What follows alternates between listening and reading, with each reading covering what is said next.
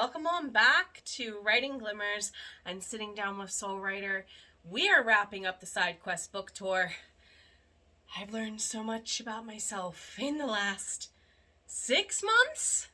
Something like that. Anyway, let's go ahead and see what all I've learned, and especially about me and how to make one better next time. See you on the other side.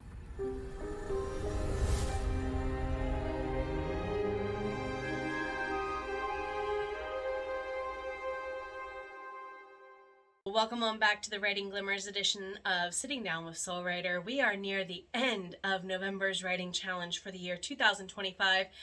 Of course, you're likely watching this timelessly on the replay. How are you, my fellow soul bards? Welcome on in, like, comment, share, subscribe, bring a friend. My name is Jenna O'Malley. I am your soul writer, author of sci-fi fantasy with dashes of romance and nerdy references, such as the Myrna Annals. And we are definitely looking at all the things I've learned over the last 6-7 months there, give or take, of doing my book tour for the wrapping up of season 1 of the Myrna Annals, and also it's called the Side Quest book tour because it happened while I was publishing the side quests. So let's go ahead and get into a couple of tips. Number 1. Public speaking and engagement are going to be your biggest things you're going to get tested on. I is a hermit saying this, dudes. I is a hermit saying this. I also did public speaking and got paid to do it as a teacher for 15 plus years. And even before that was in stage management and did some acting and did choir and did theater all the way down back from college to high school. And I still struggle with the public speaking thing. Now it is more because whether or not you can tell, I have a lot of dental issues. So I have teeth that when I talk actively cut my gums sometimes. So I'm literally struggling to stutter to talk sometimes because my teeth won't let me otherwise. Hopefully that is a soon to be fixed item in my list of things I tick off my this isn't how I know I'm doing things abundantly list, is I can afford to get my teeth done at last. So if you're kind of like me and your smile, or maybe you've always been told you talk wrong. I growing up was told I talked way too slow, and now my husband's family would tell me, my in-laws would tell me, and my friends would tell me, hey, throughout like my 20s, during that time, they were all telling me, you talk too fast. And that is something that I had to face again when I came here onto YouTube. A lot of people told me, you talk way too slow, you need to learn to speed it up. Yeah, that's the job of my video editor. The first thing my video editor and I agree upon as step number 1 to all of my videos, we need to tick up the speed on them just a little bit to account for the fact that Jenna does talk slower than half of her audience prefers. But in person, I get really worried about stumbling on my words, about muttering, about mumbling. And then my anxiety comes down on top of the physical concerns I have with pronunciating, as I jokingly call pronouncing things, okay? And I therefore know I need to warm up. Not just because I did theater and choir for a long time. I know I need to take half an hour before the vending show opens every time I do a show. And sometimes this includes me taking the time when I choose which venues to do, making sure that there is a place on the venue's grounds that I can go and ground myself. So that way I can really focus in and my anxiety is not compounding any physical concerns I might have. And then also prepare for common questions. It's going to take you a couple of venues to suspect what common questions might be for, say, a fairy or a Ren Fair event versus a Comic-Con event. The people that I often met at, say, cons and book festivals and Comic-Con-like conventions tended to care far more about the how I wrote the book, whereas doing some Ren Fairs and fairy festivals, they cared more about the plot of the book, interestingly enough, and I met a fair mix of both readers and writers at both. this past year. So kind of think in the context of maybe I should have some process and some product questions that I'm prepared to do no matter where I pick to do my events at. Also, number 2, look at other logistics and preparation. This is before you even give them your application to be a vendor. Do you need special accommodations for parking? And I am talking about my friends whom use ambulatory assisted devices like crutches, canes, wheelchairs, so on and so forth, whatnot. But I'm also, in addition, talking to my friends who might have an oversized vehicle that they're bringing. Maybe you are renting a small U-Haul for this, or you're lucky enough that you have a small trailer. Maybe the vehicle you drive is an abnormally big pickup or SUV. You're going to want to confirm that those types of vehicles have parking too. On top of that kind of comes lodging availability, especially if your oversized vehicle is a camper. Several of the events that I did had camping accommodations either on the grounds, looking at you, Ravenwood Fair, or nearby, looking at several of the metaphysical markets that I did. They were literally miles away from a campground that someone could hook their RV or trailer up to. Now, therefore, I also have to ask you to look at what you need to do to refuel your well around the daytime. This is where I prefer to say that in the future, I would rather do events that are closer to physical buildings. Ravenwood Fair was so much fun. My PCOS and pre-diabetes will send me screaming to need an actual bathroom, not a porta potty. So I'm going to have to keep this in mind as I get older and my diagnoses change, not just from year to year, but even maybe season to season. Looking at my friends who might have things that are like arthritis or whatnot. Maybe you take certain medications for allergens certain times of year and they upset your stomach. All this applies, okay? Also, you got to see that you have ways to refill your energy well. Is there a place to get something you enjoy to drink nearby? At least on the way in and out of the event. This is where things like being a patron of here in Maryland, we are literally split territory for Sheetz and Wawa. So yes, a lot of our Wawa friends feel a little lost when they come further west in the state, and a lot of people who love Sheetz feel a little lost when we go further east into Baltimore. So if there's something you prefer that's a comfort drink, see if it's nearby, or a substitute therefore, or is this a case of where you're going to have to pack it in, pack it out? Done a mix of both all year round. Are there going to be food trucks on site? And if so, how much more expensive is the on-site food versus outside food? Are you allowed to even bring your own food? Which is why I might not attend certain events ever again as a vendor. I had fun at Harrisburg. They are a no outside food vendor, but all the food inside is largely stuff I cannot eat without risking getting sick. It's one thing for me to eat that way at home. I work from home. I'm very blessed that my full-time day job situation plus my business allows me to continue to work from home as I have over the last couple of years. But, you know, I can therefore use my own bathroom applies. I care a little less about getting icky than I do on a day where I got to go vend hour plus away from home. Okay? So keep all those things in mind and don't schedule anything immediately after lunch. I'm talking from the aspect of someone who does workshops and presentations. I would prefer to be one of the first workshops in the morning or one of the workshops right before dinner in the late afternoon. Why? Because otherwise I will forget to eat the whole day. Again, much better and okay for me to do that at home not so good for me to do when I'm away from home. As someone who eats one meal a day, I only try to do that at home, and when I travel, I know I'm exuding more energy, therefore I need to consume more energy.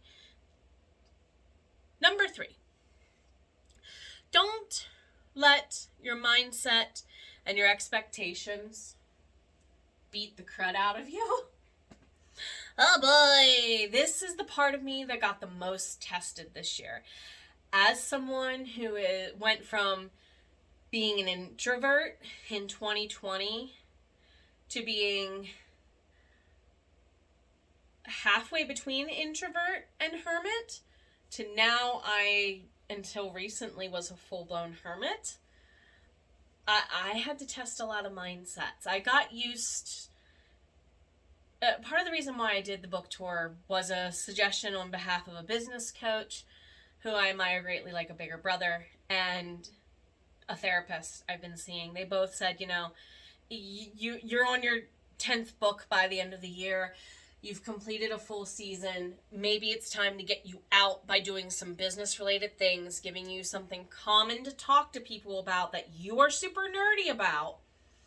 That's why I say I should be the biggest fan and biggest nerd of my own books right now. That helps a lot.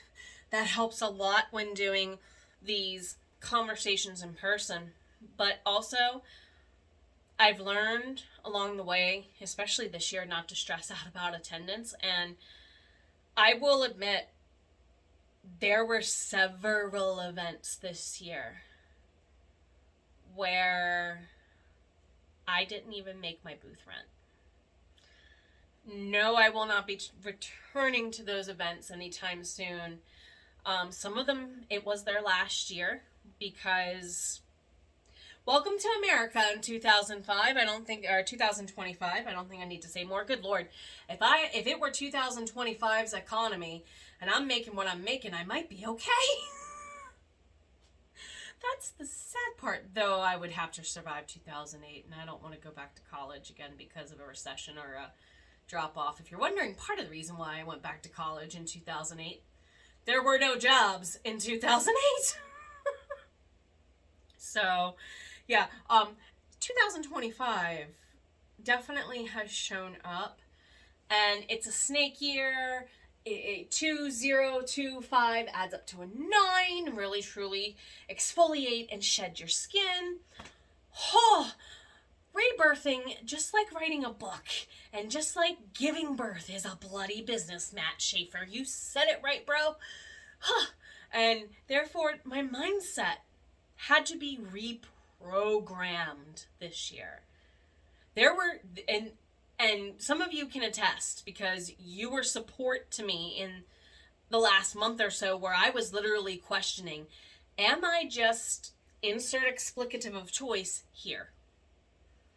I've been asking myself those questions of, am I just wasting my time? And then I realized, thanks to several friends encouraging me and talking me through it largely here, thank you all, I appreciate you.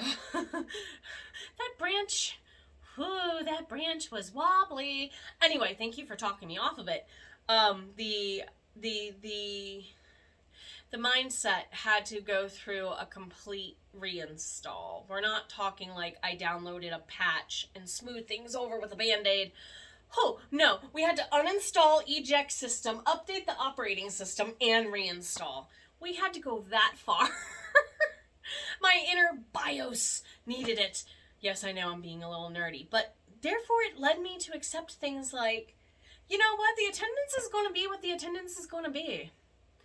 There were a lot of, and I was one of them at some events earlier on in the tour, there were a lot of us vendors who were literally struggling to get through the season. And some of you are going, some events just did not draw the people, or as was observed at a few events I've done in the last month alone, people were paying for the experience. Now, for me, that worked out great. Networking, wonderful. Because now I'm seeing that my books online are starting to tick up ebook sales. I'm starting to get people I spoke with, hello my friends, all the way back at the beginning of summer as a potential client who I would have never met in person had I not gone to this random thing as a vendor, and they as a writer happened to be taking a day off and say, she's an editor and a coach. Come on, hang out my YouTube community for a little bit, and if you like, we can go a step further when you have money. In the meantime, hang out with me and my fellow admins and my fellow authortubers here, right? So, to me, that networking aspect paid off more than immediate sales. Another good thing that also paid off in the networking department, this was a total mindset shift for me. All of my events were within a 2-hour-ish, plus or minus, radius of each other. There are people that I've seen at 4-State Comic-Con. There's actually 2 vendors I can think of off of the top of my head that Baltimore Ferry Fair was the first show in a string of 5 or 6 shows where all 3 of us weren't there together. So by the 3rd or 4th time we were hanging out together and we knew what each other was selling, people would be like, well, I'm looking for blah, blah, blah. Oh, you want to go over that way and talk to so-and-so. They've got you covered. And you know what? That person normally would come back and get a sale from me the next day too for giving them good advice. Or the other vendor would in turn say, hey, I vended with so-and-so. I hear you're a writer. She's an editor. Go talk to her. Or I hear you love books. She writes books. Go talk to her. And mind you, none of them sold books or do anything in the publishing world. They were doing like 3D resin stuff and items of that nature. Jewelry, you know. People I will be collabing with long term for my book box. So we authors are in a very, very, very cool networking seat to be able to connect with so many other vendors.